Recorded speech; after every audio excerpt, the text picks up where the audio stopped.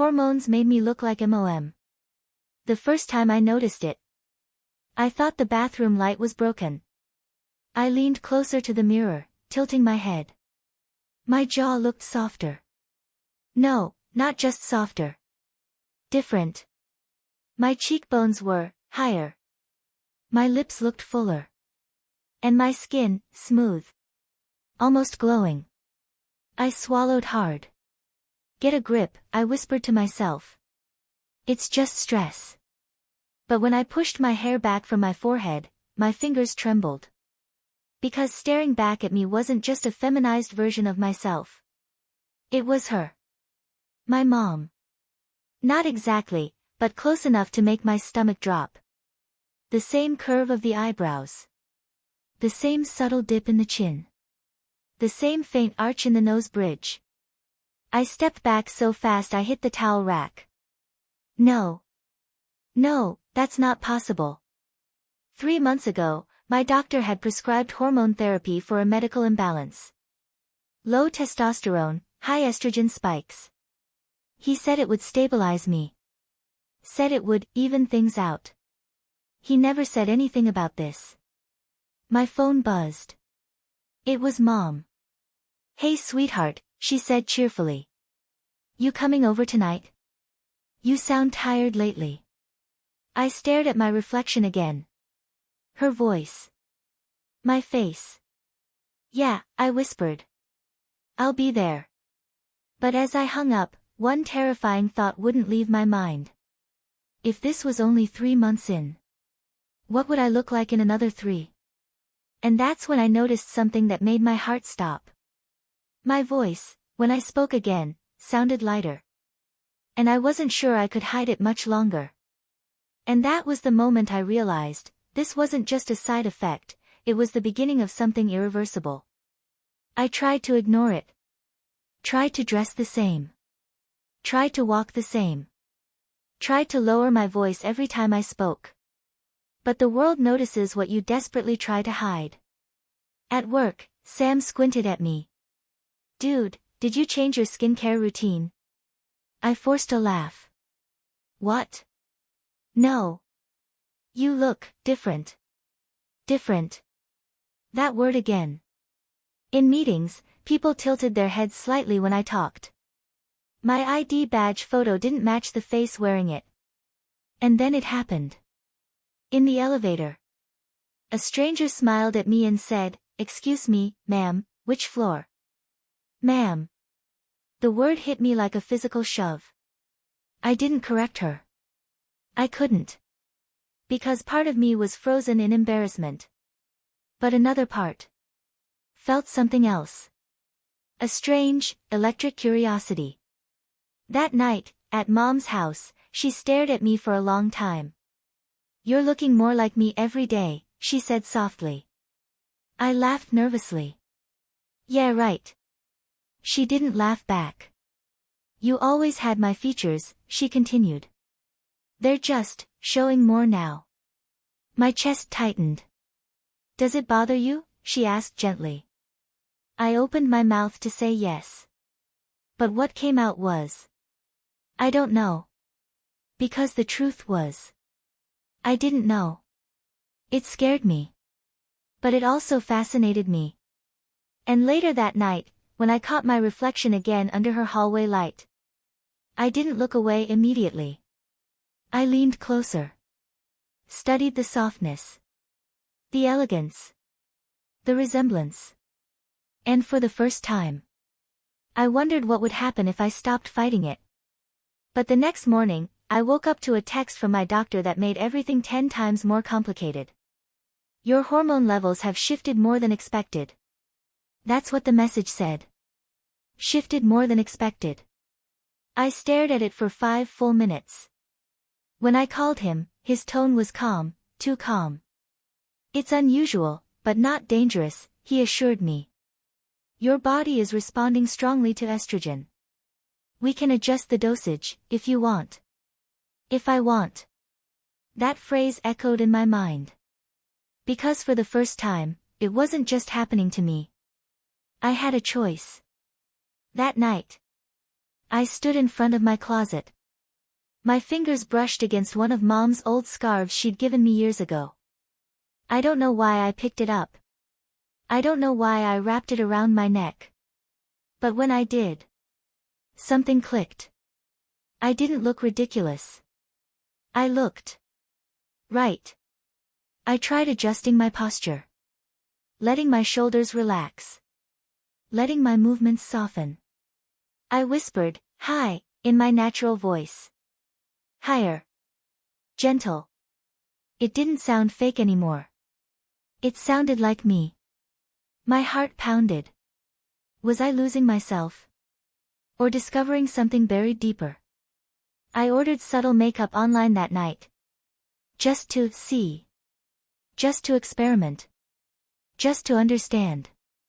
But when the package arrived, and I brushed the faintest tint across my lips, and saw her, not Mom, not a stranger, but a version of me I had never allowed to exist, I felt something terrifying and beautiful all at once. Excitement. And that's when I realized I wasn't just changing. I was choosing to. But the real test would come the first time I stepped outside like this. It was just a coffee shop. Just 10 minutes from home. Just light makeup. A soft sweater. Fitted jeans. Nothing dramatic. My heart still felt like it was trying to escape my chest. When I walked in, no one gasped. No one stared dramatically.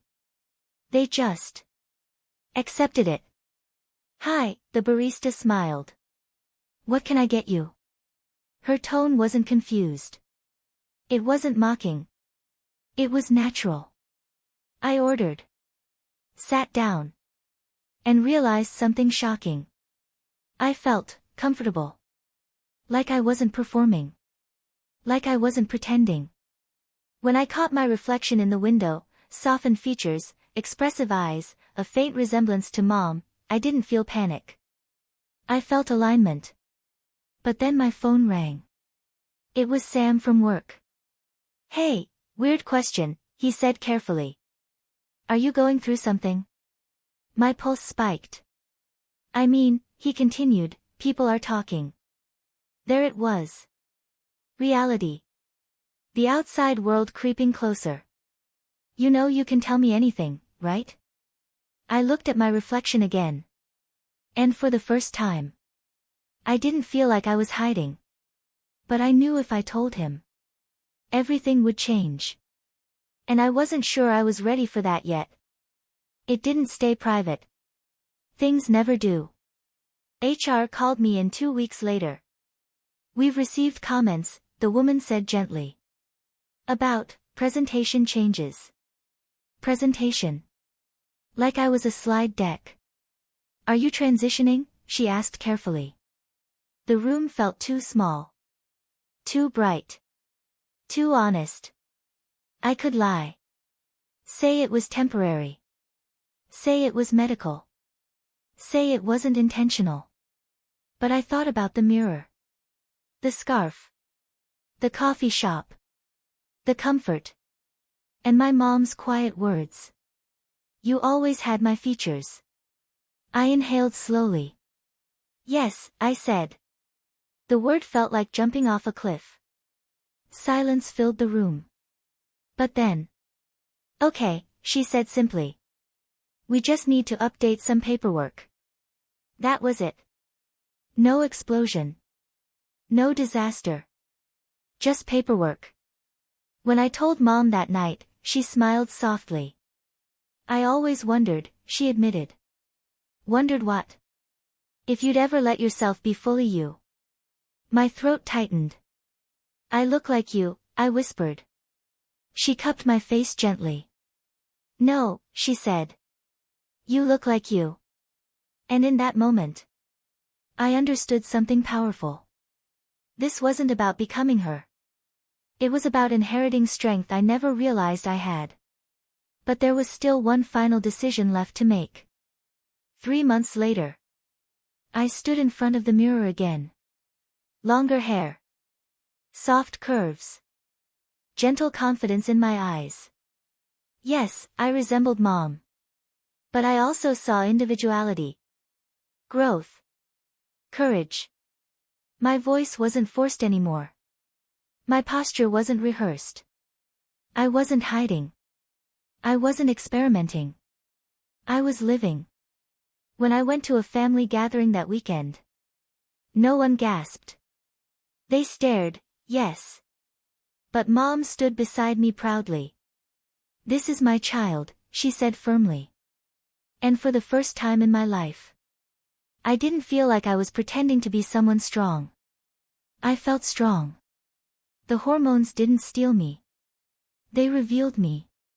They softened what was rigid. They uncovered what I had buried. And looking like Mom, that stopped feeling scary. Because I realized something beautiful. I wasn't becoming her shadow. I was becoming her legacy.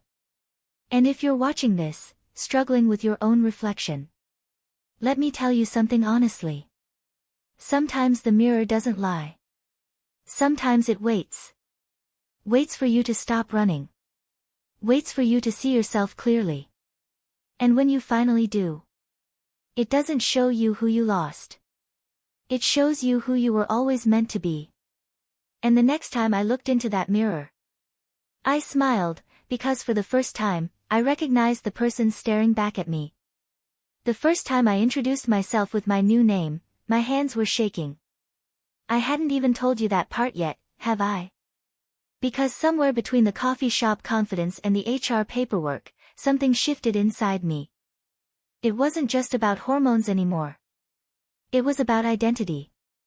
Mom and I were sitting at her kitchen table when I finally said it out loud. "I don't think I can keep using my old name." She didn't look shocked. She just stirred her tea slowly and asked, "Have you chosen one?" My throat felt tight. Lena. The name had come to me weeks ago. Soft. Familiar. Almost like it had always been there, waiting. Mom smiled faintly. "It suits you." Hearing that almost broke me. Because it felt like permission. But permission is dangerous. The moment you accept yourself, the world starts testing you. And mine didn't wait long. 2 days later, someone at work, accidentally, sent a Slack message in the general channel. "Bro thinks he's his mom now skull." My chest tightened when I saw it. They deleted it within seconds. Too late. 27 people had already reacted. Some with laughing emojis. Some with awkward silence. I stared at the screen until my vision blurred. For a second, the old panic came back. Maybe I had gone too far. Maybe this wasn't empowerment. Maybe this was humiliation waiting to explode. I locked myself in the bathroom and stared at my reflection again. Mascara. Light blush. Glossed lips. My face was softer now. Not just physically, emotionally. And I whispered to myself, "Are you strong enough for this?" Because looking like Mom was one thing. Living as myself in a world that still remembered the old version of me, that was something else entirely. That night, I almost stopped the treatment. I had the clinic portal open. All I had to do was click, request dosage reduction. One click. One retreat. One way back to safety. But my finger hovered over the mouse. And instead of clicking, I opened my phone gallery. There was a photo Mom had sent me years ago. She was younger. Confident. Standing tall in a navy dress. Chin lifted. Eyes calm. Underneath it, she had once written, "You don't survive life by shrinking." My breath caught. Because I realized something in that moment. Looking like her wasn't coincidence. It felt like inheritance. And maybe this wasn't my body betraying me. Maybe it was my body aligning with something I'd suppressed for years. I closed the clinic portal. No reduction. No retreat. The next weekend, something happened that changed everything. Mom invited me to a small women's charity brunch she volunteered at. You don't have to come, she said gently. Only if you're comfortable. Comfortable? That word still felt fragile. But I surprised myself. I'll go. I wore a soft beige dress. Nothing flashy. Just right. When we walked in together, the room quieted slightly. Not hostile. Just curious. One woman leaned toward Mom and whispered something. Mom responded calmly. Yes. This is my daughter. Daughter. My knees almost gave out. But she didn't hesitate. Didn't correct herself. Didn't apologize. She owned it. And in that moment, I felt something powerful settle into my spine. If she wasn't ashamed, why was I still half hiding? During the event, a woman approached me. You look just like your mother, she said warmly. Instead of flinching, I smiled. I know. And for the first time, that comparison didn't feel like erasure. It felt like evolution. But growth is never linear. Because 3 days later, my father called. He had been quiet throughout all of this. Distant. Watching from the sidelines. His voice was heavy. Your mother says you're transitioning. There it was. The word that makes conversations either break or rebuild. Yes, I said. Silence. Then. Why? The simplest question. And the hardest one. Why? Because I want to. Because it feels right. Because I'm tired of pretending. Because I finally recognize myself. All of those were true. But what I said was simpler. Because I'm happier. Another long pause. I don't understand it, he admitted. But I don't want to lose you. That sentence cracked something open in me. You won't, I whispered. Because the truth is, I wasn't disappearing. I was unfolding. Months passed. My face matured into its new softness. My voice stabilized. My body shifted subtly but unmistakably. And one evening, while getting ready for a formal event, Mom stood behind me as I applied eyeliner.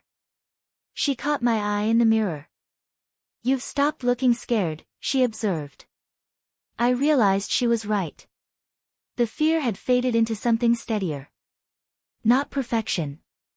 Not total certainty. But presence. And when I turned toward her, I didn't see a comparison anymore. I saw two women. Different generations. Different journeys. Same strength. You want to know the strangest part? I don't think the hormones made me look like Mom. I think they revealed how much of her was already in me. Her resilience. Her softness. Her refusal to shrink. And now when I walk past mirrors, I don't brace myself. I don't analyze. I don't search for the old face. Because the old face wasn't wrong. It just wasn't complete. This one is. And if you're watching this, feeling like something inside you doesn't match what the world sees, let me tell you something I had to learn the hard way. Transformation isn't about becoming someone else. It's about allowing yourself to exist fully. Even if that means surprising everyone. Even if that means looking in the mirror and seeing traces of someone you once feared becoming. Because sometimes, the reflection you resist the most is the one that carries your deepest truth. And this time, when I looked into that mirror, I didn't see Mom. I saw me. And I finally wasn't afraid. The first time someone said it to my face, it wasn't subtle. It wasn't whispered. It wasn't hidden behind emojis. It was loud. It was deliberate. And it was meant to hurt. I was in the office break room, stirring sugar into my coffee, when Mark walked in. Mark, the guy who used to slap my back too hard and call me brother. He stopped mid-step when he saw me. His eyes scanned my blouse. My fitted slacks. the soft waves of my hair resting on my shoulders. Then he smirked. So what are we calling you now? The room went silent. 2 interns were pretending not to listen. My pulse thudded in my ears. Lena, I said calmly. He let out a small laugh. Right. Lena. He stepped closer. You know this is just a phase, right? You're literally turning into your mom. There it was. The weaponized comparison. Before, that sentence would have shattered me. But something surprising happened. Instead of shrinking, I straightened. And? I replied quietly. He blinked. I mean, don't you think that's weird? Weird. That word again. I took a slow breath. No, I said. I think hiding who you are is weird. The interns froze. Mark's smirk faded slightly. But he wasn't done. You're confusing people. It's uncomfortable. That word stung more than I expected. Uncomfortable. Like my existence was an inconvenience. I set my coffee down carefully. I'm not responsible for other people's comfort, I said evenly. Only my truth. His jaw tightened. For a second, I thought he might escalate. Instead, he muttered, whatever, and walked out. But my hands were shaking. Not from fear. From adrenaline. Because that was the first time I didn't retreat. The first time I didn't apologize for existing. And the first time I realized something dangerous. The more confident I became, the more resistance I would face. That evening, HR called me again. Different tone this time. We've had complaints, she said carefully. Nothing formal. But tensions are rising. Because I exist? I asked quietly. She sighed. Because people struggle with change. I almost laughed. Change. Like I was a software update no one asked for. Are you planning to fully transition? She asked gently. That question hung in the air. Fully. As if what I was now was partial. Incomplete. Half-formed. I thought about the mirror. The charity brunch. My father's quiet acceptance. Mark's bitterness. Mom's steady pride. And I answered honestly. Yes. The word felt heavier this time. More permanent. She nodded slowly. Then we'll support you. But you need to be prepared. For what? For backlash. That word echoed in my chest long after the meeting ended. Because support is one thing. Surviving backlash is another. That night, I couldn't sleep. I stood in front of the mirror again, but this time not searching. Studying. My features had softened further.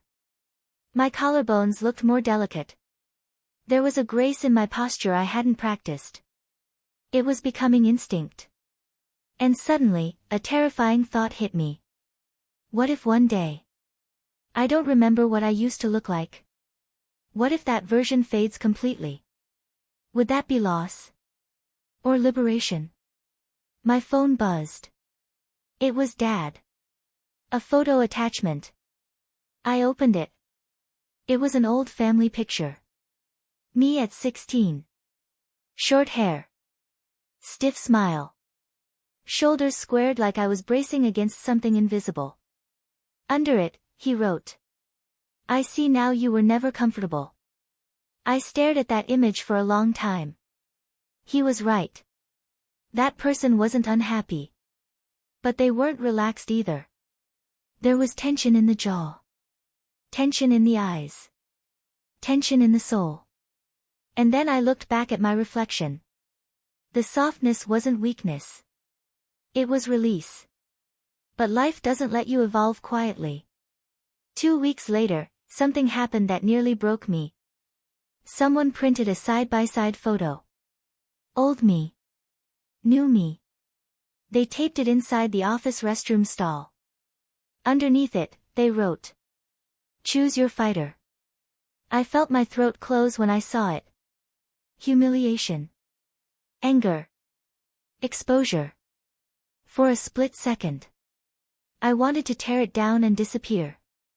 But then something unexpected happened. Someone had written underneath it in red marker. She already chose. My heart pounded. I didn't know who wrote it. I never found out. But that sentence. She already chose. It shifted something. Because they were right.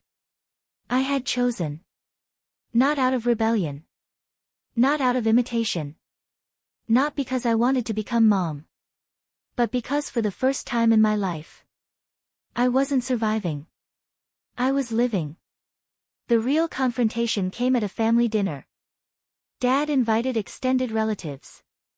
I knew what that meant. Testing ground. Judgment. Whispers. When I walked in, conversations faltered. An aunt I hadn't seen in years looked me up and down. You look just like your mother, she said flatly. This time, there was no warmth in it. It was accusation. I smiled politely. I'm proud of that. She frowned slightly. But why change what God gave you? There it was. The moral challenge. The existential question. The attempt to reduce my journey to rebellion. I felt eyes on me from every direction. And something inside me steadied. I didn't change what I was given, I said calmly. I allowed it to grow. Silence. Dad cleared his throat. And then, unexpectedly, he spoke. She's my child, he said firmly. That's enough. That moment. That single sentence. Did more healing than years of quiet distance ever could. Months passed again. My legal name change went through. My ID matched my reflection. The hormones continued, adjusted carefully, monitored responsibly.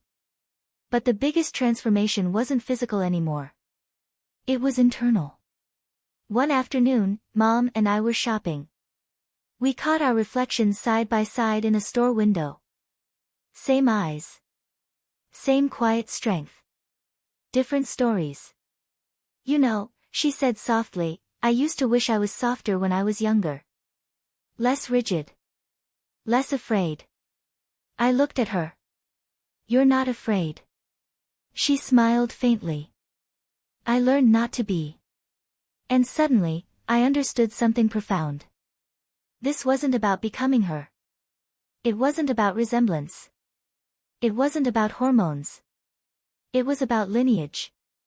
Strength evolving across generations. And maybe I wasn't copying her. Maybe I was finishing something she started. If you're still here listening, let me tell you the truth. Transformation isn't glamorous. It's messy. Public. Uncomfortable. It forces you to confront parts of yourself you've buried. And parts of the world that would rather you stay small. But when you stand in front of that mirror, not asking who you should be, but asking who you already are, everything changes. The hormones didn't make me my mother. They didn't erase my past. They didn't rewrite my story. They revealed the courage that was always there. And now, when someone says I look like her, I don't flinch. I smile. Because I finally understand something I was too scared to admit before. Looking like her isn't my fear. It's my inheritance. And this time, I'm not running from it. The first time I went on a date as Lena, I almost cancelled. I had matched with someone online, her name was Aisha. She knew. I had been honest in my profile. No hiding. No half-truths. Still, my stomach was twisting the entire Uber ride there. What if she saw me and changed her mind? What if she compared me to some idea of what I used to be? What if I wasn't enough as I am now? When I walked into the cafe, she stood up immediately. Her eyes softened. And then she smiled. Not confused. Not curious. Just warm. You look even better than your pictures, she said casually. It was such a simple sentence. But it landed somewhere fragile inside me. We talked for hours. About work. Family. Music. At one point, she reached across the table and said quietly, "You seem lighter." I blinked. Lighter? Like someone who finally stopped carrying something heavy. That hit too close to the truth. Because that's exactly what it felt like. Not becoming someone new. But putting down armor I didn't realize I was wearing. When she walked me outside, she paused. "I like you," she said softly. My breath caught. "And I don't see your past as competition." Competition. That word lingered. Because until that moment, part of me had been competing with my old self. Trying to justify why this version deserved space.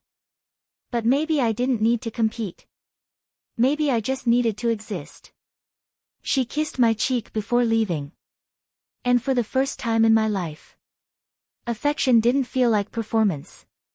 It felt aligned. But peace never lasts untouched. 2 days later, Mark cornered me in the parking garage. He looked irritated. Tense. "You're really committing to this," he said. "Yes." He shook his head. "You think this makes you brave?" I studied him carefully. "What do you think it makes me?" He hesitated. Confused. That word used to wound me. Now it just sounded tired. "I was confused before," I said calmly. "Now I'm clear." His jaw tightened. "You're throwing away your old life." I took a slow breath. "No," I replied. "I'm integrating it." That stopped him. Because here's the truth no one talks about. Transition isn't deletion. It's evolution. The old me wasn't fake. He was surviving with the tools he had. But Lena? She was thriving. Mark scoffed and walked off. But something about that interaction felt different. Less like attack. More like projection. Because sometimes, people fight hardest against what they secretly wish they had the courage to do themselves. The real turning point came unexpectedly. Mom fell sick. Nothing life-threatening, just exhaustion and stress catching up with her. I stayed with her for a week. Cooked. Cleaned. Sat beside her in the evenings. One night, she looked at me carefully. "You don't flinch anymore," she said. "From what?" "From being seen." I hadn't realized it until she said it. But she was right. The mirror didn't intimidate me anymore. Strangers' stares didn't hollow me out. Even conflict didn't shake me the same way. "You know," she continued softly, "when I was your age, I suppressed so much of myself to survive. I didn't want you to inherit that." Her words settled deep. Maybe that's why this resemblance feels powerful. Not because I'm becoming her copy. But because I'm becoming what she didn't get to be freely. And in that moment, sitting beside her hospital bed, holding her hand, I didn't feel like a child imitating a mother. I felt like a woman standing beside another woman. Equal. Strong. Connected. But growth demands one final test. Mine came during the annual company gala. Black tie. Big crowd. Executives. Clients. Photographers. And me, in a deep emerald gown. The fabric hugged my curves softly. My hair fell in loose waves. Makeup subtle but confident. When I stepped into the ballroom, heads turned. Whispers followed. But this time, they didn't rattle me. Because I wasn't scanning for judgment anymore. I was grounded. Midway through the night, the CEO approached. I braced instinctively. "Lena," he said smoothly. "You've handled this year with remarkable professionalism." Professionalism. Not controversy. Not distraction. Professionalism. We're promoting you to lead the new division. For a split second, the world blurred. Because this was the same company where someone taped my old face beside my new one. The same place where, bro thinks he's his mom, circulated in chat. And now. Recognition. Authority. Respect. As I walked onto the stage later that night to accept the announcement, I saw Mark in the crowd. He wasn't smirking. He wasn't laughing. He was watching. And in his expression, I didn't see mockery. I saw realization. Because here's the part no one prepares you for. When you stop apologizing for your existence, people either adjust, or they fade into irrelevance. I took the microphone. And for a moment, I thought about saying something rehearsed. Something corporate. Safe. Instead, I said this. This year, I learned that authenticity is not a liability. It's leadership. Silence. Then applause. Not forced. Not polite. Real. And as the lights reflected off the polished floor and onto my face, I realized something quietly powerful. The hormones didn't just soften my features. They sharpened my truth. Later that night, back home, I stood in front of the mirror one more time. Same face. Same softness. Same resemblance. But the fear that once lived behind my eyes? Gone. In its place. Clarity. Strength. Peace. And I whispered something to my reflection. Thank you for waiting for me. Because the girl in that mirror had always been there. She just needed me to stop fighting her. If you're listening to this right now, and you're scared of what change might reveal, let me tell you something honest. The scariest part isn't becoming someone new. It's realizing you've been someone else all along. Hormones didn't make me look like my mom. They made me look like courage. And this time, when I see her in the mirror, I don't see inheritance. I see identity. And I finally know. I'm home. A year ago, I was terrified of my own reflection. Terrified of softness. Terrified of resemblance. Terrified that looking like my mom meant I was losing myself. But here's what I finally understand. I was never losing anything. I was shedding fear. The hormones didn't turn me into her. They didn't erase the boy I used to be. They didn't rewrite my childhood or delete my memories. They revealed the parts of me that had been quiet for too long. And yes, I look like my mom. The same eyes. The same cheekbones. The same steady gaze. But when I stand next to her now, we don't look like copy and paste. We look like evolution. Two women. Two journeys. One shared strength. The old version of me wasn't wrong. He survived. He did the best he could with what he understood. And I honor him for that. But Lena? She doesn't just survive. She lives. Fully. Openly. Without shrinking to make other people comfortable.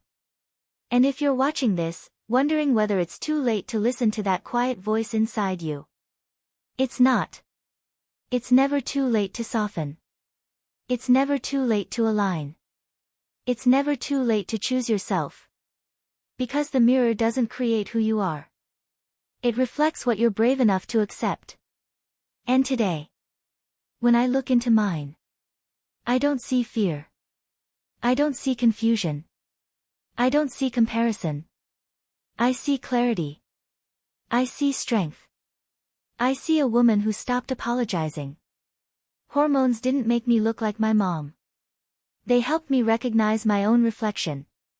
And for the first time in my life, I don't look away. I smile. And I stay.